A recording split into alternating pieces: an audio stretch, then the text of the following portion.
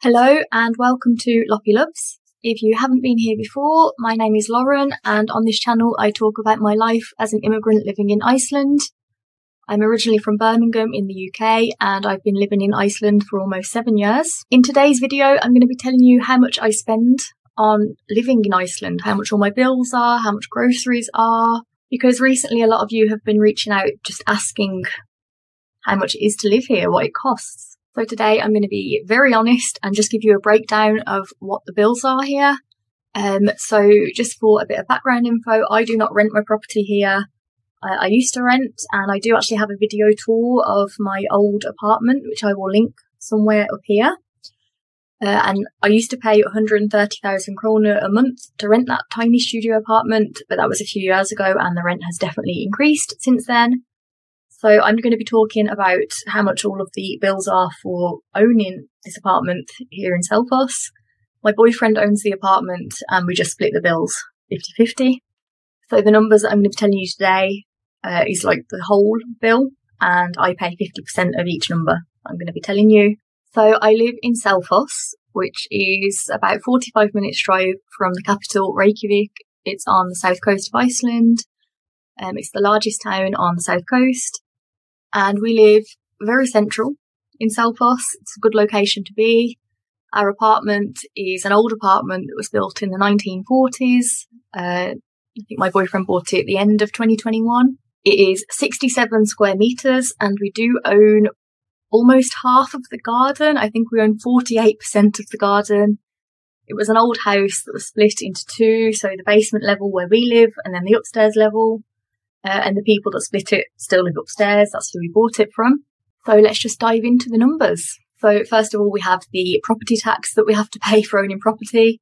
That is 28,769 kroner a month. For our mortgage, we actually have 3 separate bills for our mortgage. Like, it's split into 3 different loans. We used to pay higher, but a few months ago, my boyfriend reduced his hours at work and we also had our mortgage payments reduced, which I think means in the long term we'll be paying more for the mortgage overall, but it works out better for us right now to be paying less. And this is not like our dream home. This is not where we intend to stay forever. So we don't mind that we're paying a bit more now. And the 3 payments that we make are for 87,000 kroner, 35,700 and 5,000 kroner. And the mortgage payments can vary a little bit each month, but this was like the last month's payments that I'm talking about. Then we have our energy bills, and ours are a little bit confusing because this was one house that was split into 2 and the former owners were the ones who split it. It wasn't split completely properly. So we have a shared bill that we have to share with our upstairs neighbours, and then we also have very small bills from 2 energy companies. So we have our heating. We have the bill from the company is 3,329 kroner. And for the electric, it is 1,405. And then the shared bill, our half of the shared bill from our upstairs neighbours is 15,382 kroner.